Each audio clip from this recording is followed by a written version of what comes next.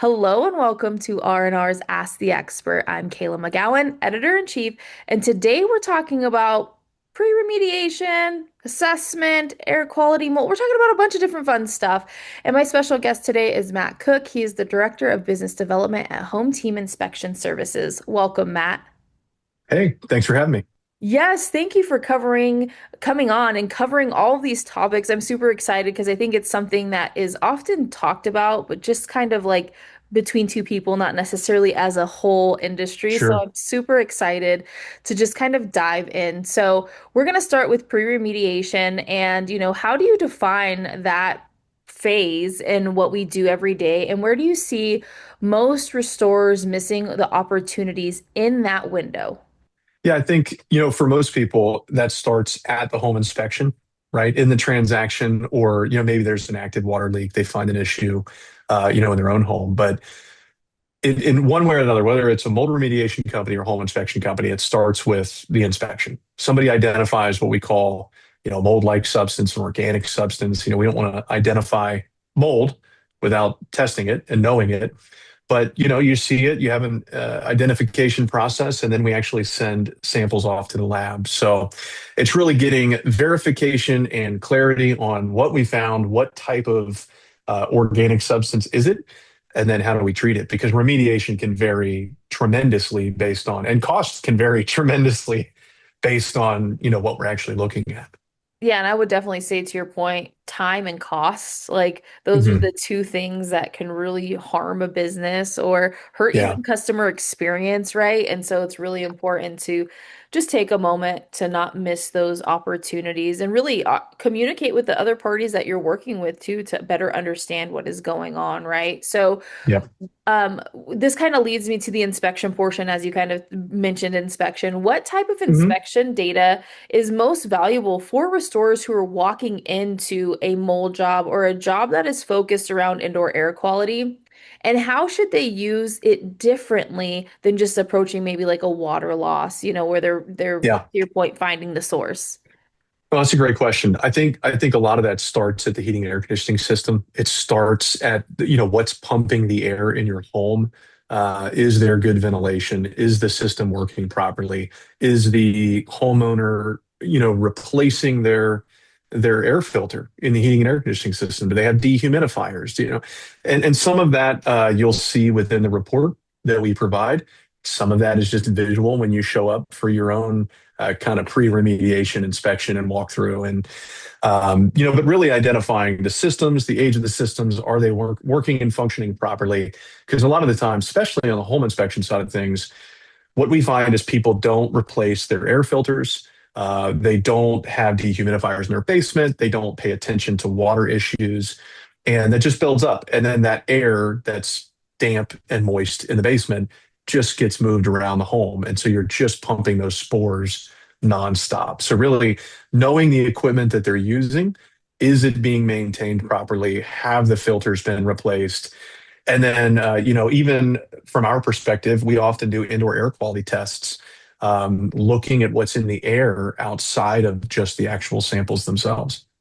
Yeah, and I would say to your point, homeowners, if they see moisture in their basement, they're like, oh, it's contained, it's not coming through my home. Like they don't understand everything. So Yeah. leveraging somebody like yourselves and understanding exactly what we're looking at and really understanding the problem, right? Because I think it always comes down to the source of the problem that, Yes. makes the job process a lot easier, but also you're not returning back to additional concerns or additional problems if you find those sources or those problems. So, you guys do obviously home inspections and you guys are in a different realm than quote unquote restorers really are. Can you walk us through how a team-based inspection model actually does accelerate the job timelines compared to like the traditional we see one inspector come in? What does that really look like?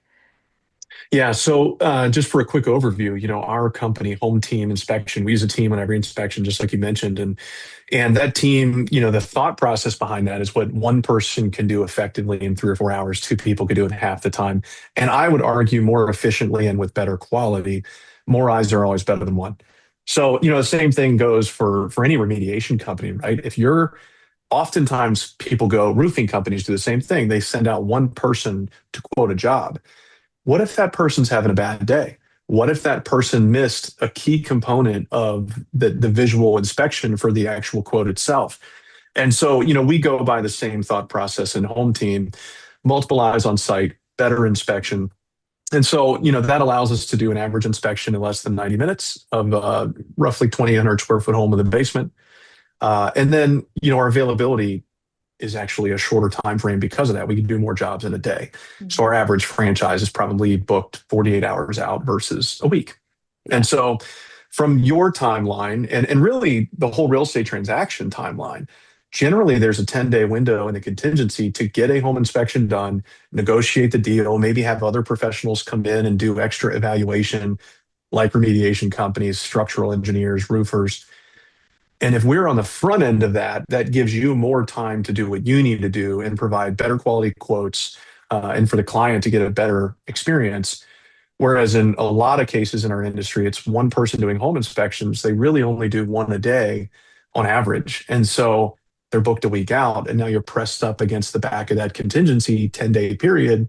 And now the remediation companies or the professionals to come in and review are they're kind of given the short end of the stick there by having to do it in 48 hours or less and get the information back, so helps everybody that way. Yeah, I would definitely say to your point, perspective, you have more than one perspective at that point. Also, if somebody's extremely tired, let's be really real, you can miss things to your point. Like if Yes, you're having a bad day or if you're just tired, maybe you didn't sleep well, maybe it's 110 degrees outside and you're exhausted. There's all these variables that can take place. And not only are you dividing and conquering and having this process done quicker, you're also able to have the team have a conversation. Hey, did you spot this? Hey, did you not spot this? Oh, and it that's just right. moves the job along a little bit more efficiently and effectively. And then customer satisfaction is really taken care of up front through the entire process, which makes it so much better for somebody who might see something and say, "Oh my gosh, I didn't know I had mold in my home, or I didn't know that I Right. had a leak and it was causing all these problems," right? So with that being said, your stance in the industry obviously is a little bit different than ours, right? Because we're in there going and doing the work. And so, how can restorers better integrate with inspection professionals earlier in the process to help reduce friction, confusion, rework, and even scope issues? I think that's something that we talk about fairly often is, oh my gosh, there's delays or oh, there's friction. So what would your advice be for restorers, really partnering and working together with inspectors? Yeah, I think there's something to be said for, relationship and partnership before the job even comes up, right? So just like home inspectors are out building relationships with real estate agents, I would say anybody listening to this should probably be doing the same thing. Be building relationships with those individuals that are involved in every real estate transaction, basically, that occurs. And the same thing goes with home inspectors. We encourage all of our franchises to go out and find local businesses that they can build relationship with the team, the owner, so that when something happens, it's a quick phone call. It's a trust between the two to say, hey, you know what, I've seen that inspector's report 10 times, 20 times, 50 times. I know they know what they're talking about. And so that when you get that information, you get that job, you can scope it a little better and you can jump in quickly to get the quote in quickly, but also remediate quickly. So building relationships is something we preach here all the time to our owners, whether it's other local companies that are, in the same space, roofing companies, remediation, mold, sewer scopes, plumbers, you know, or if it's real estate agents. And I would say that's the same for anybody listening to this call. Yeah, and I would definitely say too, getting to know the people you're working with prior to ever going on to a job site makes a world of difference because the perception is totally different on the consumer side of things, right? There, you work Yeah, well together, you jive well, it looks like you're on the same team, which you should be anyway, even if you're with different companies. And so I right. think there's several reasons behind that. But I also think too, it's a constant referral for both sides, right? And I think that's really important, especially with the way the lay of the land is working with insurance and just people want to self-pay and all these things, right? And so, Yeah. working with the people and and understanding where they fit into the industry and how you can support each other will make things so much easier down the line. And I think that's really important because then, of course, once you have worked one job, you can work several other jobs together and it just becomes part of your workflow. Right. So I always want to know what people think the future is going to look like. Like if you had a magical crystal ball in the next couple of years, I won't even say 5 or 10, just because the landscape is changing so fast. It's not like it used to be where you would say, "Oh, what does it look like in 10 years?" Like what does it look like in the next couple of years? And how do you see, like the pre-remediation data evolving with technology such as, obviously AI, hot topic, remote Hmm. inspections, I know is another hot topic. And what do you think restorers should do now to prepare for those, future things coming that are going to help evolve the data that they receive? Yeah, so this it's something I study quite a bit actually, and it literally just got asked yesterday to be on a board, kind of about this exact topic. I'm not sure I want to be because it changes so fast, but you know, AI specifically is the thing I think everything is moving quickly within right now. About a year or so ago, or maybe 2 years ago, there was a partner from a home inspection perspective, a indoor air quality test partner that came on the scene that was cheaper than everybody else, that could get results faster than everybody else. And it was AI based, and it was not a human looking through a microscope in a sterile lab. At first, we had to tell our franchise owners, don't do it. Don't use that company. It's brand new. Because what was occurring is AI was scanning everything rapidly. And if you had one spore over another spore, it would misidentify because it couldn't differentiate. Well, now that's changed. That's different. And AI does have the ability to differentiate and see overlaying spores. And so, those companies they're actually now becoming certified and they're able to, be backed by national organizations saying this actually works and we can scan them faster. They are cheaper to get these tests. And so I think it's better now than it's ever been. And if you're on the remediation side of things, trusting that data is going to be a little easier than before. But I would still argue that, at least the way of remediation, the tools and home inspections is the same way. The tools might help us get the information faster, but, mold is the big scary thing. And it really scares homeowners. It really scares real estate agents involved in transactions, and it doesn't need to. A lot of the time, it's a relatively easy remediation that we can get in there, get out quickly, and get the job done. So from that perspective, I would say the human touch is not going to change. The tools are going to change. AI is going to become increasingly trustable, if that's a word.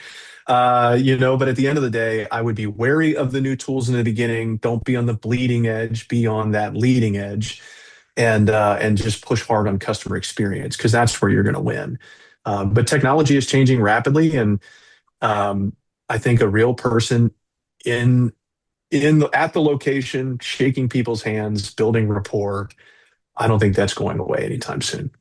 Yeah, I definitely would agree too. I think, there's things that AI will help us advance, if you will. It's a Yeah, tool. It's not going to replace us. Your customers still do want to talk to people. We're consumers too. I say that all the time. We don't want to talk to AI. We don't want to talk to a bot right. because it's frustration, right?